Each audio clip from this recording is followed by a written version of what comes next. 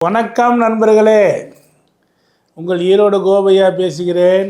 Astro divine நேயர்களுக்கு இந்த தமிழ் புத்தாண்டான பிரபவ ஆண்டு எப்படி இருக்கும் என்றால், இந்த பிரபவ ஆண்டு ரிஷப ராசியிலே ரோகிணி நட்சத்திரத்திலே பிறக்கிறது. நண்பர்களே, துவாதசி திதியிலே பிறக்கிறது, சதய நட்சத்திரத்திலே பிறக்கிறது. பொதுவாக இந்த பிரபவ ஆண்டு நல்ல மழை, பெருமழை பெய்யக்கூடிய அமைப்பு உண்டு. இந்த நீர் பஞ்சம் என்பது அவ்வளவாக வருவதற்கு வாய்ப்புகள் இல்லை. பணம் சம்பாதிக்கும், பணம் நிறைய, பண மதிப்பு டாலருக்கு நிகரான பண மதிப்பு பிரச்சனையைத்தான் சந்திக்கும். தங்கம் விலை இன்னும் ஏறும். மாட்டுப்பண்ணை, ஆட்டுப்பண்ணை, இப்படி பண்ணை வைத்திருப்பவர்களுக்கு யோகமான காலம். விவசாயிகளை பொறுத்தவரை இந்த ஆண்டு நிறைய மழை. எனவே தனது காடு கழனிகளிலே நிறைய தண்ணீரை சேமித்து வைப்பதை கொஞ்சம் குறைத்து அதற்கு தகுந்தவாறு இருக்க வேண்டும். நண்பர்களே, இந்த ஆண்டின் ராஜாவாக குரு, அவரேதான் நிரசாதிபதியாகவும் இருக்கிறார். அவரேதான் உங்களுக்கு குருவை பொறுத்தவரை 2-3 விஷயங்களில் சஸ்யாதிபதியாகவும் இந்த குரு இருக்கிறார். எனவே தைரியமாக சொல்கிறேன், கடன்களை அதிகம் வாங்காமல் இருக்கும் வரை இருப்பதை கொண்டு சிறப்படையுங்கள். இந்த ஆண்டு உங்களுக்கு பொதுவாக எல்லோருக்கும் ஒரு நல்ல ஆண்டாகத்தான் இருக்கும். பொதுவான வழிபாடுகளில் இங்கு குருநாதரையும் தந்தையையும் தாயையும் எவரொருவர் சிறப்பான வழிபாடு செய்கிறாரோ அவர்களுக்கு மிகுந்த நன்மைகள் கிடைத்து கொண்டே இருக்கும். நண்பர்களே, இன்னும் எளிதாக சொல்ல வேண்டுமென்றால், மஞ்சள் நிற ஆடையோ அல்லது வெள்ளை நிற ஆடையும் அதிகமாக நீங்கள் புழக்கத்தில் வைத்து கொண்டீர்கள். ஆனால் இந்த ஆண்டு உங்களுக்கு அற்புதமான ஆண்டாக அமையப் போகிறது என்பது திண்ணம். நன்றி.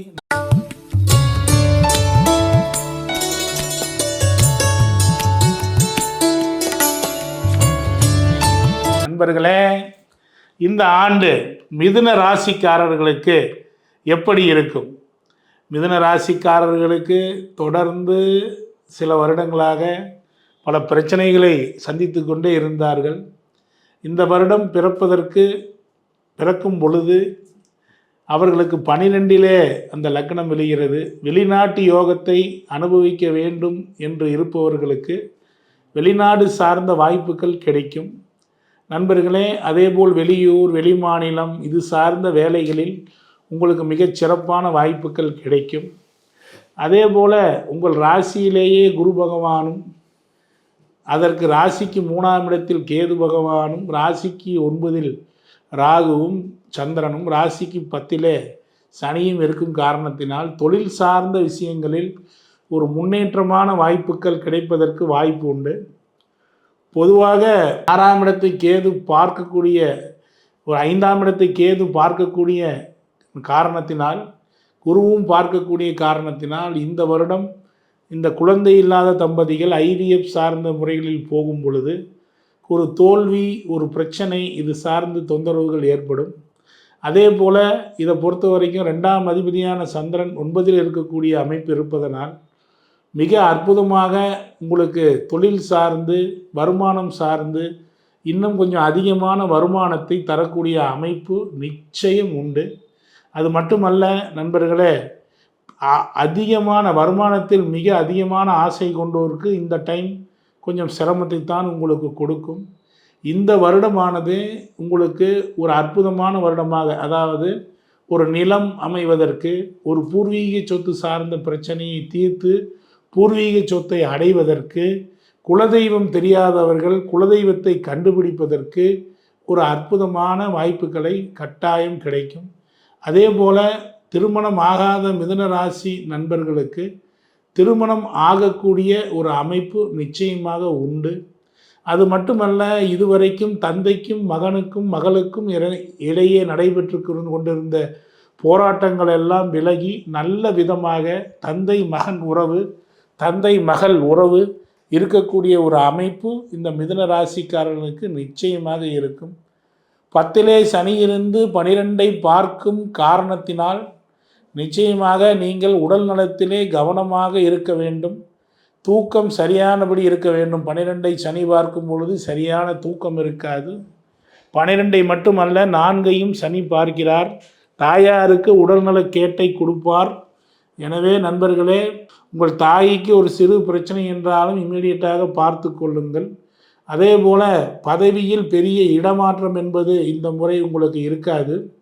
ஆனால் உங்களை பொறுத்தவரை பதவியில் ப்ரமோஷன் கிடைப்பதற்கு வாய்ப்புகள் நிச்சயம் உண்டு. அது மட்டுமல்ல, புதிய வாகனம் வாங்குவதற்கு, அதாவது நீங்கள் கார் வாங்கலாம் என்று நினைத்து கொண்டிருந்தீர்கள் என்றால் புதிய வாகனத்திற்கு பதில் பழைய வாகனமே சிறந்தது என்று முடிவெடுத்து பழைய வாகனம் வாங்குவதற்கு வாய்ப்பு உண்டு. ஆனால் கார் வாங்கக்கூடிய அமைப்பு இப்பொழுதற்கு இருக்கிறது. வீடு நிலம் சார்ந்து தொடாவி கொண்டிருப்பவர்களுக்கு இந்த 10வது மாதத்திற்கு மேல் வீடு நிலம் வாங்குவதற்கு அற்புதமான வாய்ப்பு கிடைக்கப் போகிறது. எனவே நண்பர்களே, இந்த பிராபவ ஆண்டானது உங்களை பொறுத்தவரை ஒரு அற்புதமான ஆண்டாகும். சில பிரச்சனை, கடன் வாங்கியவர்களுக்கு கடன் சார்ந்த தொந்தரவில் இன்னும் மீள முடியாது. இந்த வருடமும் மீள முடியாது.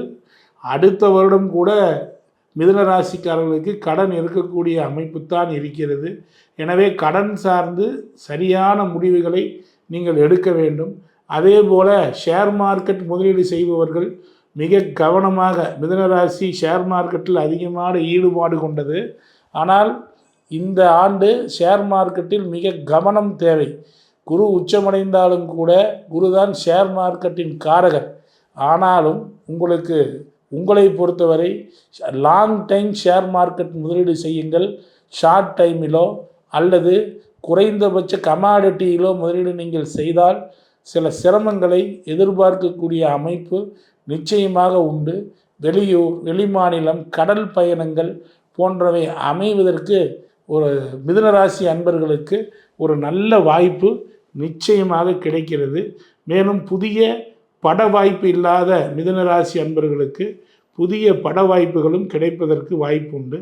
மொத்தத்தில் சரி சமமாக 50% நல்ல பலன்களும் 50% தீய பலன்களுமாகவே இந்த பொறுத்தவரை ஒரு அற்புதமான ஆண்டாகும்.